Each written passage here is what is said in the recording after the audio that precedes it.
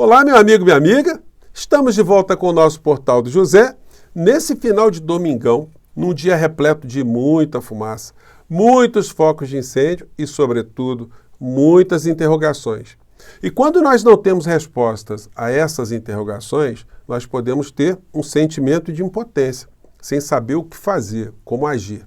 Se nós não sabemos como uma coisa nasceu, como ela está se desenvolvendo, os danos que ela está acarretando, como é que nós vamos fazer para evitar que ela se repita no futuro? O que nós estamos vencendo hoje no Brasil é algo muito semelhante a um desastre aéreo. Mas nos desastres aéreos sempre há investigações para saber se a causa do desastre foi humana, foi uma falha técnica, foi uma questão climática, foi o conjunto dessas situações todas.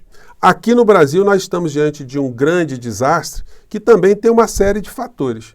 Mas nos desastres aéreos você pode ter no final a conclusão que há um elemento oculto no meio da história. Por exemplo, o dono da empresa, os gestores da empresa que não fizeram ou não determinaram a manutenção adequada das suas aeronaves. Isso pode acontecer numa empresa de ônibus, uma empresa de transporte ferroviário, transporte marítimo, enfim. E nós temos, nesse caso, uma responsabilidade civil que pode ter também uma responsabilidade criminal. E aqui no Brasil, no meio desse desastre todo, é um conjunto de situações que estão se dando. Mas existe um elemento humano, e esse elemento humano ele pode ser responsabilizado civilmente e criminalmente? Bom, nós sabemos que durante o período da pandemia aqui no nosso país, houve um elemento humano que potencializou esse desastre na saúde aqui do povo brasileiro. Assim como o mesmo elemento humano potencializou com as suas ações e omissões tudo isso que nós estamos vendo aqui no Brasil.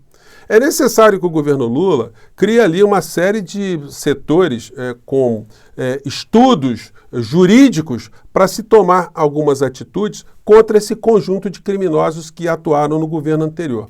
Eu vou conversar com vocês sobre o que está acontecendo, algumas situações que vão clarear muito o que pode acontecer aqui no Brasil, e eu falarei com vocês também sobre os fatos desse domingo. Antes de mais nada, quero convidar você que está chegando nesse instante ao nosso portal e ainda não é inscrito, para que você venha aqui para o nosso portal, você se inscreva aqui conosco, conheça também os nossos outros vídeos, mande sempre seu joinha, dê sempre seu comentário e, se puder, venha também para o nosso clube de membros. Você que é muito bem-vindo e muito bem-vinda.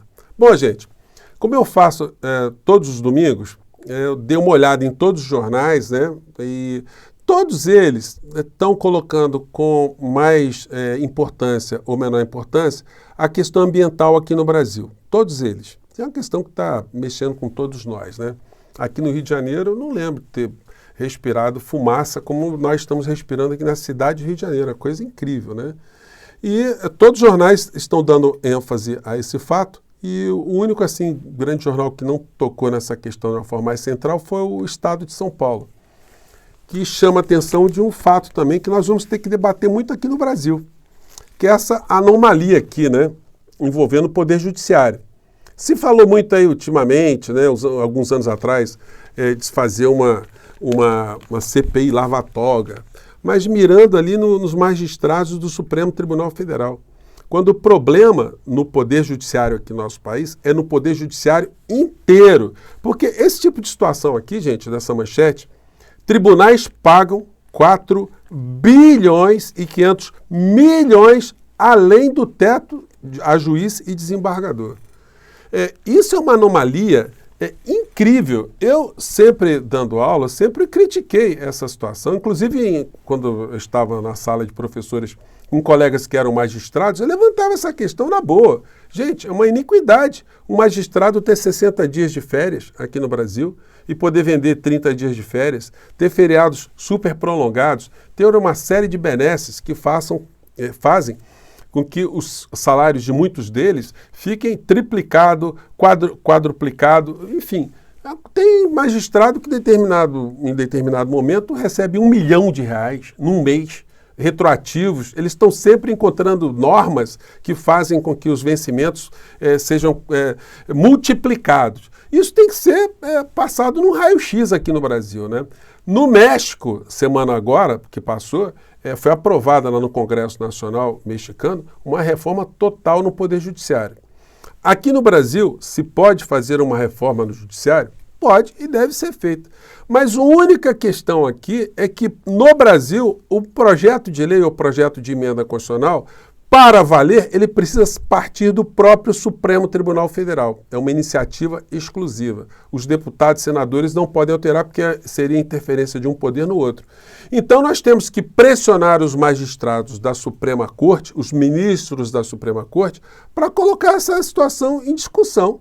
Agora, se isso não é colocado, se isso não é revelado, de fato nós continuaremos a ter no nosso país essas iniquidades, essas injustiças, essas aberrações, né? Enfim, nós voltaremos a tratar dessas questões novas vezes aqui no nosso portal. Mas hoje temos situações aqui que tem a ver com a nossa saúde, né? Nossa saúde física e a nossa saúde mental. Eu mostrei para vocês que o criminoso maior da nação, ele colocou essa fotografia aqui, atribuindo tudo o que está acontecendo ao governo Lula. É muita cara de pau, é um criminoso. Gente, não tem como a gente aliviar nessas coisas. É por isso que nós todos ficamos irritados de ver, por exemplo, o Procurador-Geral da República atuar como um cágado, né? E não fazer logo aquilo que a missão institucional do Ministério Público determina, a responsabilização desses criminosos para proteger a sociedade, proteger a democracia e a Constituição do nosso país. Porque o criminoso, ele fica zombando de todos nós. É como se ele começasse a fazer publicações agora que a causa dos mais de 750 mil mortos na pandemia fosse do presidente Lula. E o inelegível não tivesse responsabilidade nenhuma, né? Mais cedo eu mostrei para vocês aqui como se criou um órgão de fachada chamado Amazônia Legal, que o líder, se é que a gente pode chamar assim, né, era o Mourão. E o Mourão falava, olha, temos que ter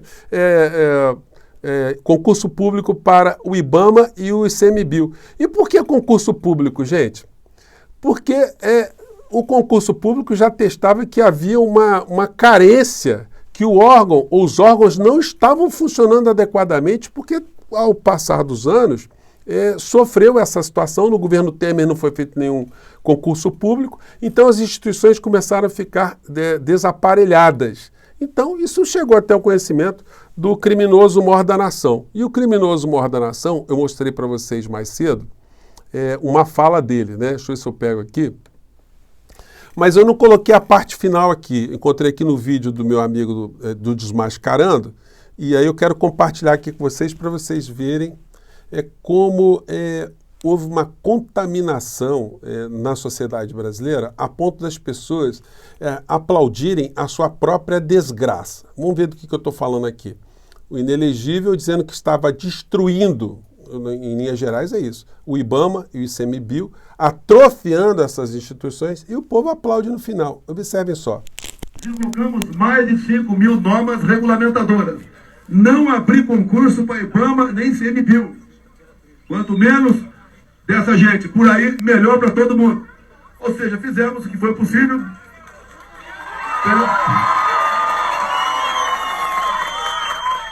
Gente, é como se ele estivesse dizendo aí, olha, eu não estou contratando mais médico, enfermeiro, e vocês vão todos morrer, vocês vão todos se ferrarem. E todo mundo... Nós vimos uma situação parecida durante o período da reforma da Previdência, onde as pessoas ficaram tão sequestradas mentalmente, que elas iam para a praça pública gritar Paulo Guedes, Paulo Guedes. Eu mostrei isso para vocês aqui no nosso portal, né? Você que está aqui há mais tempo conosco. Então, e esse tipo de comportamento é um comportamento doloso e que tem uma responsabilidade civil, uma responsabilidade administrativa e uma responsabilidade criminal. Agora, tem que as pessoas dos quadros jurídicos dessas instituições, dentro do governo federal, analisar que isso foi um ato consciente, deliberado, para desaparelhar instituições que causam, no final da história que nós estamos vendo, o desastre que nós estamos vendo aqui no Brasil. Se a gente quiser fazer um apanhado, rapidamente você fazer uma pesquisa na internet, coloca Bolsonaro Meio Ambiente, Bolsonaro ICMBio, Bolsonaro IBAMA, vocês vão encontrar milhares de comprovações da ação criminosa dessa figura, né? Em vídeo, Bolsonaro desautoriza a ação do IBAMA contra madeireiras. Vamos para outra matéria aqui. Quem é o cara do Ibama? Diz Bolsonaro sobre queima de máquinas. Ele não queria que queimasse máquinas dos garimpeiros, dos madeireiros, né? Tinha que deixar tudo funcionando. Enfim. Bolsonaro turbinou indicações, esvaziou o controle de Ibama e ICMBio sobre a Amazônia. Vamos mais. No final do governo dele, não satisfeito com o desastre que já se avizinharia, né? Tivemos isso aqui. No fim do mandato, Bolsonaro libera exploração de madeira em terras indígenas, inclusive por não indígenas. Gente, foi uma ação deliberada. No final, ainda teve o ato lá do general Heleno, que liberou garimpo também, à torta e à direita. Então, isso fica como um conjunto de atos inofensivos que não acarretaram resultado nenhum ao povo brasileiro. Então, isso precisa ser criminalizado, precisa ser responsabilizado no campo civil e no campo criminal, né? Bom, gente, entrando aqui em outra seara que vai começar a ganhar mais força aqui no Brasil, o alerta que nós começamos a fazer aqui no nosso portal em relação à tragédia que está acontecendo na Argentina e como isso vai se potencializar, e nós vamos ter aqui muitos argentinos no Brasil em função dessa realidade aqui. Algum tempo atrás, o Inelegível tinha falado o seguinte em relação a um governo progressista na Argentina. O presidente Jair Bolsonaro disse hoje que o Rio Grande do Sul vai se tornar uma nova Roraima caso a oposição vença a eleição presidencial na Argentina. Então, é o seguinte, ainda disse, olha, então vai vir argentino para cá, vão fugir para o Brasil. O que nós estamos vendo é exatamente algo que está acontecendo com o governo de extrema-direita que se estabeleceu lá, que está acabando com os argentinos. Só para vocês terem uma ideia, eu comecei a falar sobre esse assunto no Brasil há alguns dias e a gente está vendo já algumas matérias. A gente acaba ajudando, de repente, a pautar veículos de comunicação, né?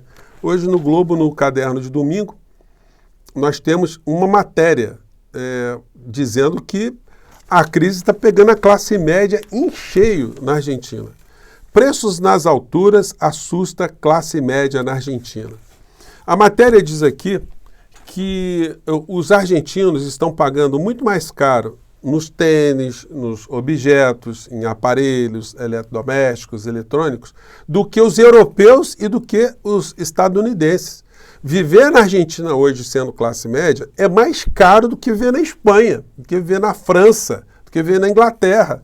Então, isso é que está acontecendo na Argentina. A classe mais baixa, essa está espizinhada, essa está sendo explodida, massacrada. E a classe média agora está começando a sofrer. Mas também, lá como cá, existe uma parcela da sociedade argentina que ficou sequestrada mentalmente, que acha que eles estavam vivenciando o comunismo, o socialismo, e que eles tinham que ser contra aquilo. Então se estabeleceu agora um governo de ultradireita. É a mesma coisa que essa gente do bolsonarismo queria fazer aqui no nosso país. E eles não conseguiram porque em 2022 eles foram barrados. Você consegue imaginar o que seria do nosso país se essa gente estivesse no poder com esse problema climático todo que nós estamos vivenciando agora? O que nós estaríamos passando aqui no nosso país? A hecatombe que seria? Então, meu amigo, minha amiga, coloque isso sempre em perspectiva. Nós temos críticas ao governo Lula, temos muitas sugestões a fazer, mas nós conseguimos livrar o nosso país de um inferno. Nós estamos agora no campo da democracia, tentando ajudar a ir cada vez mais para um caminho melhor aqui no nosso país, né? É nisso que eu acredito, é por isso que eu estou aqui com vocês. O bolsonarismo está todo recolhido nas redes sociais. O único que está ainda fazendo desafio ao ministro Alexandre de Moraes é o Nicolas Ferreira, que continua a ir para o Twitter, a gente consegue saber disso pelas redes internacionais, né? Mas o Dudu Bananinha e o Bolsonaro pararam de publicar.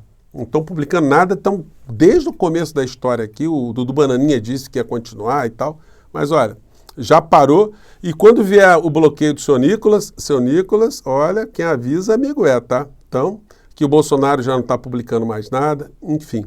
São situações aí que estão acontecendo. Gente, eu queria agora, nessa parte final aqui do nosso encontro, mais uma vez enfatizar a vocês que eu estou me engajando em várias frentes de lutas aí. Uma delas é essa aqui envolvendo as bets, anunciando que quinta-feira que vem Eduardo Moreira vai fazer um documentário, então vou deixar aqui o link para a inscrição de vocês. E quero dar uma dica final para você que está afim de empreender na internet, você que conhece alguém que tem algum talento, quer vender alguma coisa, quer expor alguma coisa pela internet, pelos mecanismos, pois bem, existe uma ferramenta agora que vários amigos aqui em outros canais já estão divulgando, que eu vou divulgar aqui no nosso portal também, depois de testado e aprovado. Não é jogo de aposta, não é bet, não é nada disso. Então, fica também a lembrança aí, se você quiser conhecer e dar uma dica para alguém, fica essa lembrança aqui no final, tá legal? Eu fico por aqui, gente, mais uma vez, um grande abraço, até o nosso próximo encontro. Tchau!